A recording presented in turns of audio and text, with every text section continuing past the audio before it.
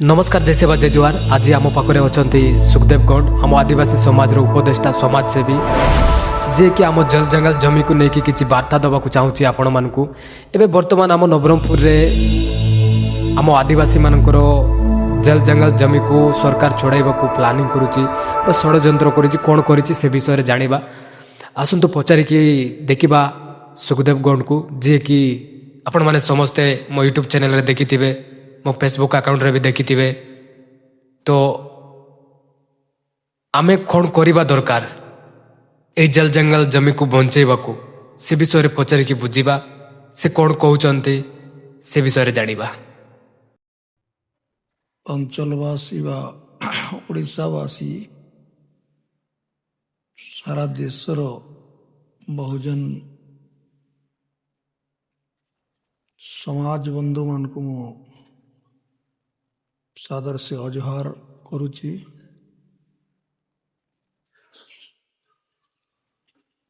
आदिवासी मूल्यवासी समस्त को सादर से अजुहार करुची। वर्तमान जो शासन कल जो ओली भाव रे शिक्षा व्यवस्था को धीरे धीरे कमजोर करुछि एवं यही बहुजन समाज व मूल्यवासी समाज को शिक्षारू वंचित करने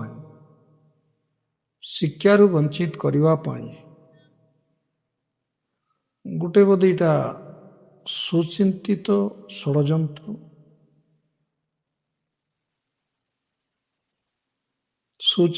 षड्यंत्र इटा तेणुकरी समस्ते देशवासी एवं बहुजन समाज रो बंधुवर्ग समस्त को मु गोटे कथा कहबी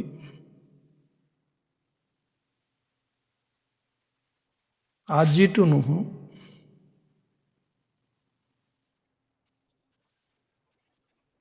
दीर्घ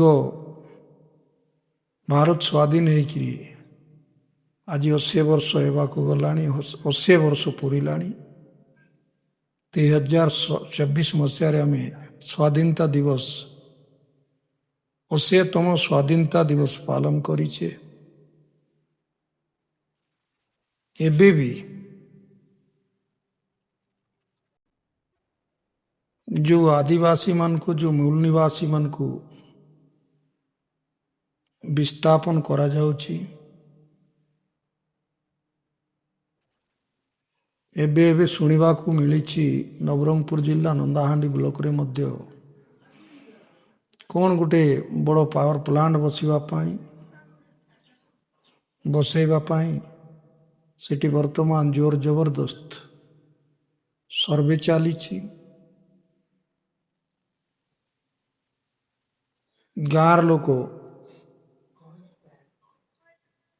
जाको भी पचारुचंती से मना करुच्ची आमे किछि जानिनु तहसीलदार जानी नहीं आरआई जानी नहीं एवं कलेक्टर भी किछि जानी नहीं। तो से कंपनी की कंपनी कोटरू आसी आमे ताकू विरोध करिबा नहीं किंतु जो गाँ गहली विस्थापित करा जीव से मानकर भविष्यत कौन हेबो से मानकर बीटा माटी कौन सरकार दे पारिबो हे तो से मान को घर द्वार करी कोटे तैतान करी दे पारिबो आ एते गाँ एते लोकों को कौन से चाष जमी दे पारिबो कोटी नहीं से मान को तैतान करी पारिबो एटा होची बड़ प्रश्न।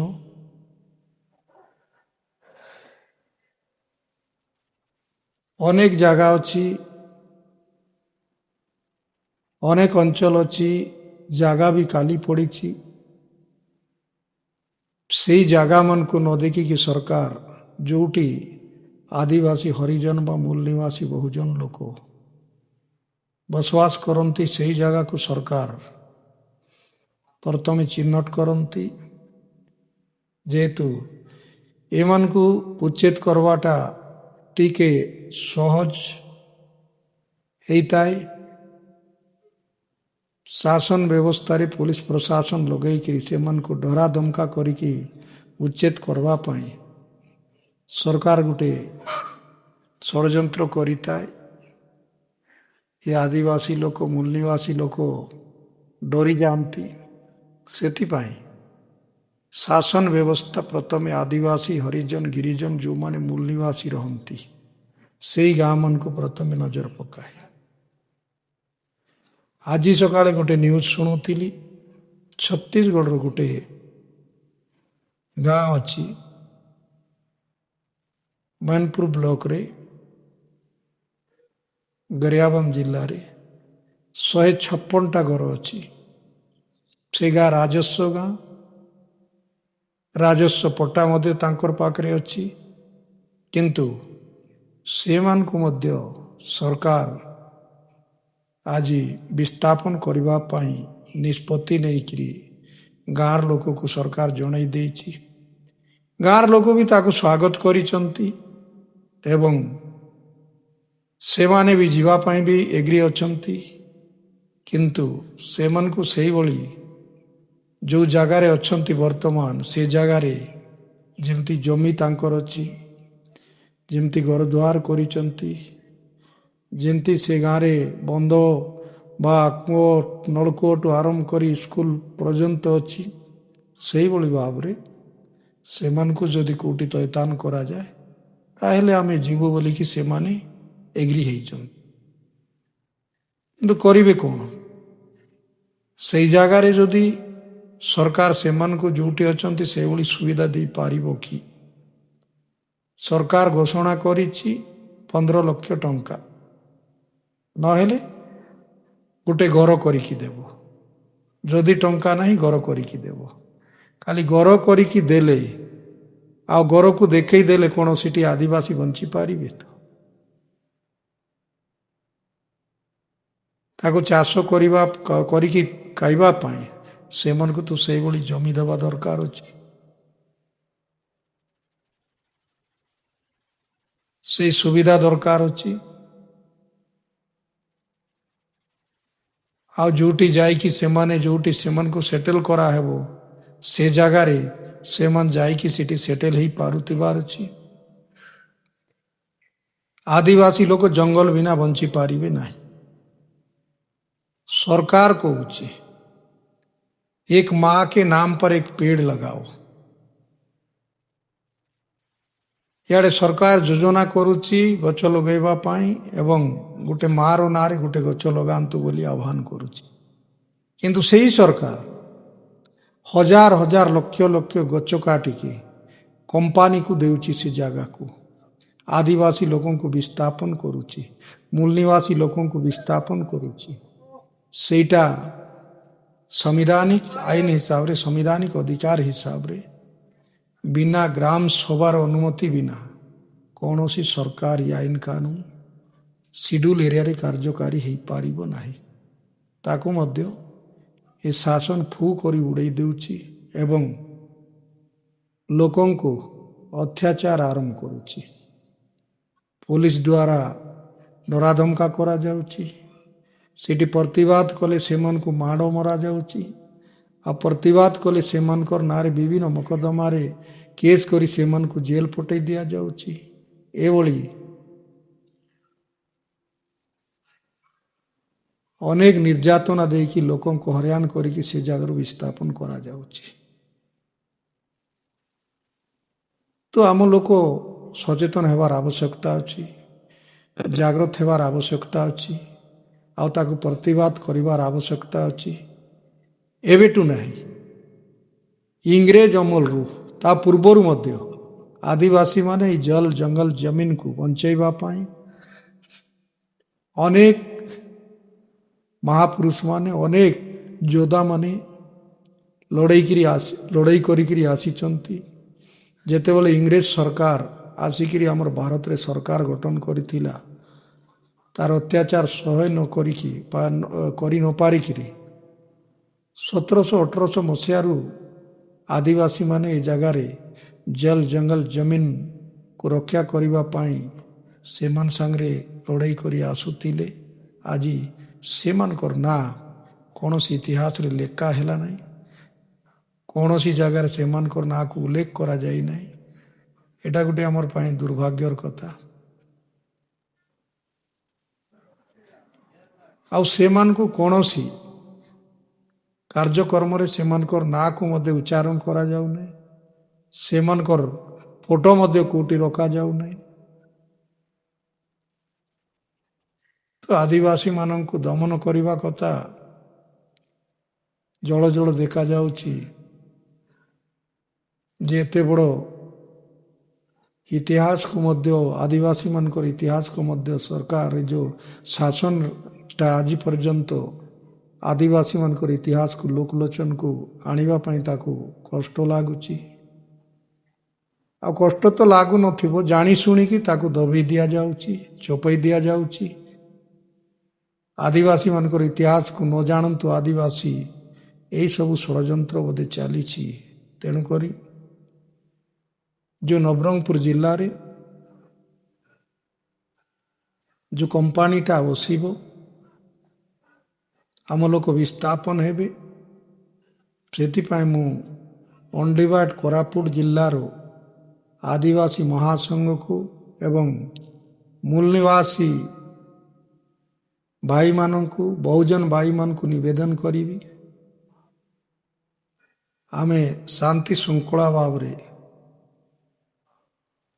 ଆମେ ତାକୁ ଆନ୍ଦୋଳନ କରିବା ଏବଂ ଯେଉଁ ଭାଇମାନଙ୍କୁ ବିସ୍ଥାପନ କରାଯିବ ସେମାନଙ୍କୁ ଆମେ ସପୋର୍ଟ ଦେବା, ସେମାନଙ୍କ ସାଙ୍ଗରେ ଆମେ ମିଶିକି ଆନ୍ଦୋଳନ କରିବା।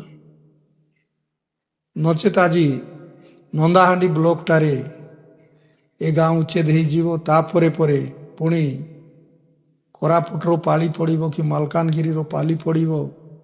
ଏମିତି ଧୀରେ ଧୀରେ ଧୀରେ ସବୁ ଜାଗାରେ ସରକାର ଯଦି ଆଦିବାସୀମାନଙ୍କୁ ବିସ୍ଥାପନ କରିବେ, ତାହେଲେ ଆଦିବାସୀମାନେ ଯିବେ କେଉଁଠି, ରହିବେ କେଉଁଠି?